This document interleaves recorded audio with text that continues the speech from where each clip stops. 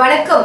இன்றைய செய்திகள் தொடர்கின்றன. கூட்டணி கட்சிகளை பற்றி பேச முன்னாள் முதல்வர் நாராயணசாமிக்கு தகுதி இல்லை, குறை சொல்வதை நிறுத்திக் கொள்ள வேண்டும் என்று நமச்சிவாயம் கேட்டுக்கொண்டார்.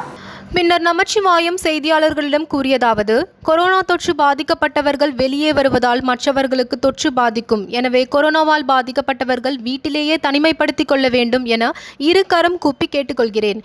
மேலும் அவர் கூறுகையில், முன்னாள் முதல் அமைச்சர் நாராயணசாமி பாஜக என்ஆர் காங்கிரஸ் கூட்டணி பற்றி குறை கூறுவது நிறுத்திக் கொள்ள வேண்டும். அவர் ஆட்சி காலத்தில் அமைச்சரவை பதவி ஏற்பதில் தாமதம் ஏற்படவில்லை என்று கேள்வி எழுப்பினார். இதுபோன்று குறை கூறுவதை முன்னாள் முதல்வர் நிறுத்திக் கொள்ள வேண்டும் என்று அவர் கேட்டுக்கொண்டார்.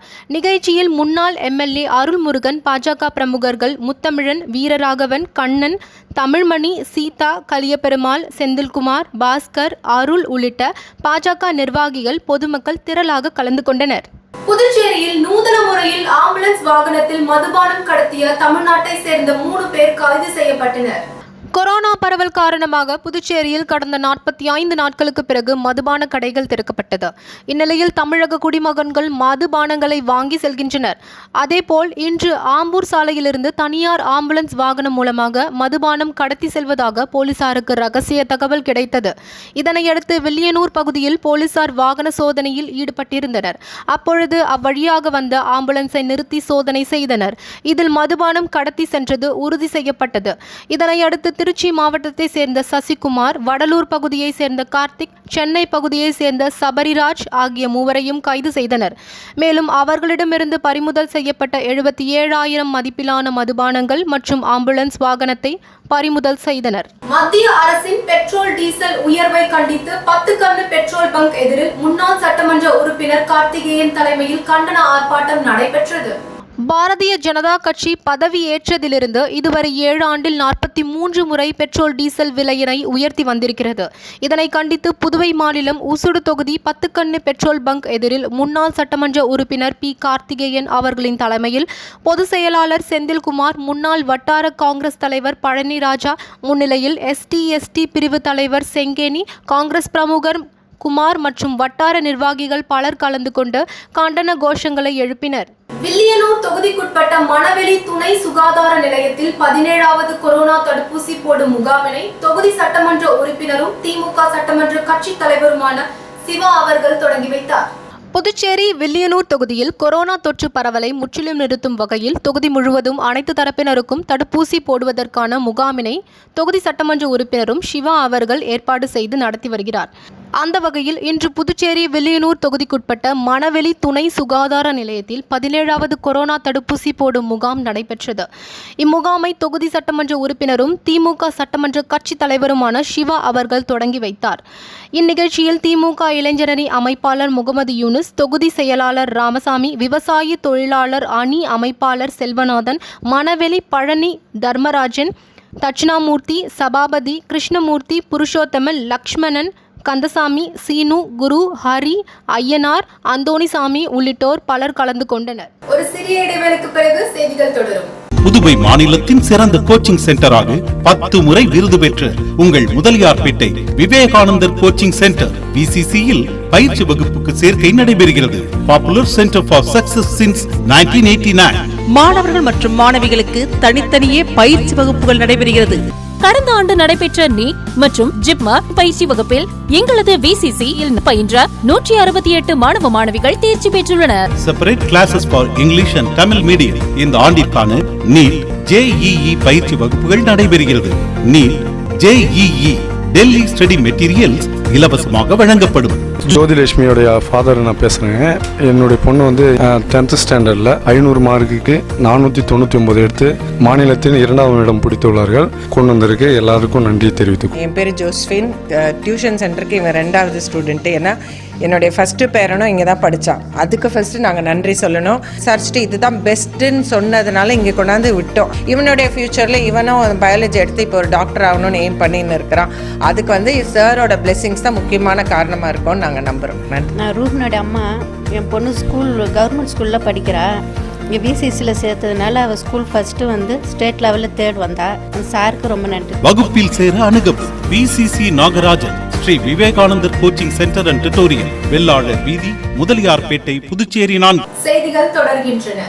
மங்களம் சட்டமன்ற தொகுதிக்குட்பட்ட அரியூர் பாரதி நகர் பகுதியில் திமுக தொண்டர் அணி துணை அமைப்பாளர் MS முரளி அவரது தந்தை சுப்பிரமணி அவர்களின் 30ஆம் நாள் நினைவேந்தல் மற்றும் படத்திறப்பு விழா நடைபெற்றது. இந்நிகழ்ச்சிக்கு புதுவை மாநில எதிர்க்கட்சி தலைவரும் சட்டமன்ற உறுப்பினருமான சிவா அவர்கள் படத்திறப்பு விழாவில் கலந்து கொண்டு படத்தினை திறந்து வைத்தார். தொடர்ந்து பொதுமக்களுக்கு மதிய உணவு வழங்கப்பட்டது. இந்நிகழ்ச்சியில் தெற்கு மாநில திமுக பொருளாளர் சன் குமரவேல், திமுக தெற்கு மாநில இளைஞரணி அமைப்பாளர் முகமது யூனுஸ், வில்லியனூர் தொகுதி தலைவர் ராமசாமி, மங்களம் தொகுதி தலைவர் சாரங்கம், விவசாய அணி அமைப்பாளர் செல்வநாதன், மாநில விவசாய அணி துணை அமைப்பாளர் முருகதாஸ், தேவகுமார், முருகன், அரிதாஸ், நசீர், மணிகண்டன் உட்பட கட்சி நிர்வாகிகள் பலர் கலந்து கொண்டனர். தனியார் பள்ளிகள் அதிக கட்டணம் வசூலிப்பதை வரைமுறைப்படுத்த வேண்டும் என்று முதல்வர் அவர்களுக்கு அன்பு அறக்கட்டளை நிறுவனத்தின் அன்பு அவர்கள் வேண்டுகோள் விடுத்துள்ளார். புதுவை மாநிலம் அரியாங்குப்பம் மாதா கோவில் வீதியில் அன்பு அறக்கட்டளையின் நிறுவனர் அன்பு அவர்களிடம் பத்திரிகையாளர் சந்திப்பு நடைபெற்றது. இதில் அவர் கூறுகையில், கொரோனா பெருந்தொற்று 2வது அலை பெருகி வரும் இச்சமயத்தில் பொருளாதாரத்தை இழந்து மக்கள் சிரமப்படும் நிலையில் புதுச்சேரி அரியாங்குப்பம் அன்பு அறக்கட்டளை சார்பாக அரியாங்குப்பம் சட்டமன்றம் தொகுதியில் சுமார் 18,000 குடும்பங்களுக்கு தலா 5 கிலோ இலவச அரிசி, முகக்கவசம், சானிடைசர் போன்ற அத்தியாவசிய பொருட்கள் அன்பு அறக்கட்டளையின் பொதுச் செயலாளர் அன்பு அன்பரசு அவர்கள் வழங்கப்பட்டது. மேலும் கொரோனா பெருந்தொற்றிலிருந்து மக்கள் தங்களை தற்காத்துக் கொள்ள முகக்கவசம் அணிவது, சானிடைசர் பயன்படுத்துவது, கைகளை நன்கு கழுவுவது, ஒருவருக்கொருவர் குறைந்தது 3 அடி இடைவேளையில் இருக்க வேண்டியது மற்றும் கொரோனா தடுப்பூசி போட்டுக்கொள்வது போன்றவைகளை பரப்புரை செய்யப்பட்டது. இதற்கு முன்னர் சுமார் 6 வருடங்களாக தானே புயல் நிவாரணம், மழை நிவாரணங்கள், மருத்துவ முகாம்கள், இரத்த தான முகாம்கள் போன்ற மக்கள் பணிகள் அறக்கட்டளை மூலமாக செயற்பட்டு வருகிறது. மேலும் தற்போது கொரோனா வைரஸ் தொற்று காரணமாக வேலையில்லாமலும் மாணவர்களின் பெற்றோர்களும் முறையான வருமானம் இல்லாத நிலையில் ஆன்லைனில் வகுப்பு நடத்துவதற்காக ஆண்ட்ராய்டு செல்போன் வாங்க நிர்பந்திக்கப்படுகின்றனர். எனவே மாணவ பெற்றோர்களின் நலன் கருதிட முதல்வர் அவர்கள் தலையிட்டு பள்ளிகள் அதிக கட்டணம் வசூலிப்பதை வரைமுறைப்படுத்த வேண்டும் என்று அன்பு அறக்கட்டளை நிறுவனர் அன்பு அவர்கள் வேண்டுகோள் விடுத்துள்ளார். மண்ணாடிப்பட்டு சட்டமன்ற தொகுதிக்குட்பட்ட சோம்பட்டு மற்றும் கைக்கிளம்பட்டு ஆகிய பகுதிகளில் கொரோனா தடுப்பூசி போடும் முகாமினை முன்னாள் அமைச்சரும் தொகுதி சட்டமன்ற உறுப்பினருமான நமச்சிவாயம் அவர்கள் தொடங்கி வைத்தார். புதுச்சேரி மாநிலம் மண்ணாடிப்பட்டு சட்டமன்ற தொகுதியில் கொரோனா தொற்று பரவலை முற்றிலும் நிறுத்தும் வகையில் தொகுதி முழுவதும் அனைத்து தரப்பினருக்கும் தடுப்பூசியை போடுவதற்கான முகாம்களை முன்னாள் அமைச்சரும் தொகுதி சட்டமன்ற உறுப்பினரும் நமச்சிவாயம் அவர்கள் ஏற்பாடு செய்து நடத்தி வருகிறார். அந்த வகையில் இன்று புதுச்சேரி மண்ணாடிப்பட்டு சட்டமன்ற தொகுதிக்குட்பட்ட சோம்பட்டு மற்றும் கைக்கிளப்பட்டு ஆகிய பகுதிகளில் கொரோனா தடுப்பூசி போடும் முகாம் நடைபெற்றது. இம்முகாமை முன்னாள் அமைச்சரும் தொகுதி சட்டமன்ற உறுப்பினருமான நமச்சிவாயம் அவர்கள் தொடங்கி வைத்தார்.